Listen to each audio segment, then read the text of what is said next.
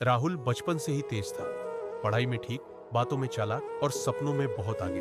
लेकिन उसके सपनों में एक चीज हमेशा आगे रहती थी।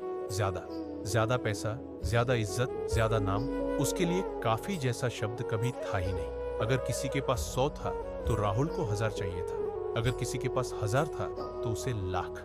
वो कभी ये नहीं पूछता था कि उसे कितना चाहिए, वो बस ये देखता था कि दूसरों के पास कितना है। राहुल की जिंदगी बाहर से ठीक दिखती थी। नौकरी थी, घर था, लोग उसे समझदार कहते थे। लेकिन अंदर वो हर समय बेचैन रहता था। ऐसा लगता था कि कोई दौड़ है जिसमें सब आगे निकल रहे हैं और वो पीछे छूट रहा है। ऑफिस में अगर किसी का प्रमोशन होता तो राहुल मुस्कुराता, लेकिन दिल के अंदर कुछ टूट जाता। दोस्त नई गाड़ी लेते तो वो बधाई देता और रात भर सोचता रहता कि मेरे पास क्यों नहीं। उसके लिए खुशी अपने पास होने से नहीं आती थी, दूसरों से आगे निकलने से आती थी। एक दिन उसने पहली बार शॉर्टकट चुना।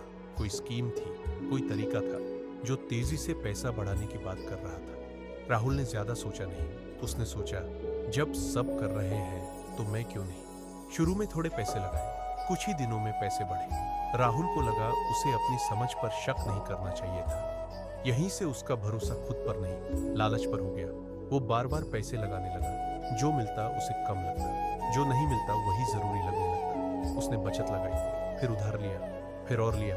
जब घर वालों ने पूछा तो उसने कहा, मैं जानता हूं मैं क्या कर रहा हूं। असल में वो जानता नहीं था, वो भाग रहा था। दिन का सुकून गया, रात की नींद गई, फोन उसकी दुनिया बन गया। एक दिन काम से छुट्टी ली, कहा तबीयत ठीक नहीं, असल में मन ठीक नहीं था। यूं ही चलते चलते वो एक पुरानी सड़क पर पहुंच गया। वहां एक छोटा सा चाय का खोखा था।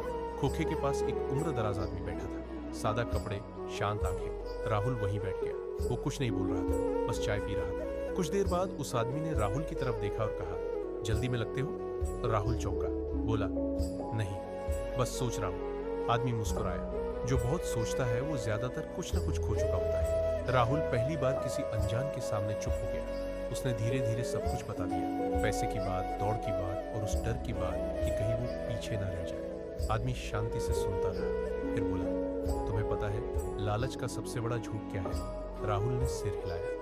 ये कहता है कि बस अगला कदम और फिर सुकून मिलेगा। आदमी ने चाय का कप रखा, लेकिन सुकून कभी अगले कदम में होता ही नहीं। उसने सड़क की तरफ देखा। मैंने भी तुम्हारी तरह बहुत दौड़ लगाई थी, बहुत कमाया, बहुत खोया। राहुल ने पूछा, फिर क्या बचा।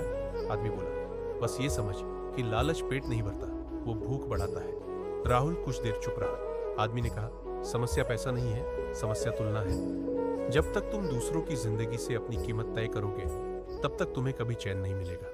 राहुल को लगा किसी ने उसकी सोच पढ़ ली हो। आदमी उठा, जाने से पहले बोला, जो आज है अगर उसी में सुकून नहीं तो कल भी नहीं होगा। वो आदमी चला गया। नाम नहीं बताया, कुछ नहीं। राहुल देर तक खाली चाय के कप को देखता रहा। उसी रात राहुल ने पहली बार फोन बंद रखा। नुकसान पूरा नहीं हुआ, कर्ज भी रहा, जिंदगी आसान नहीं बनी, लेकिन राहुल बदल गया।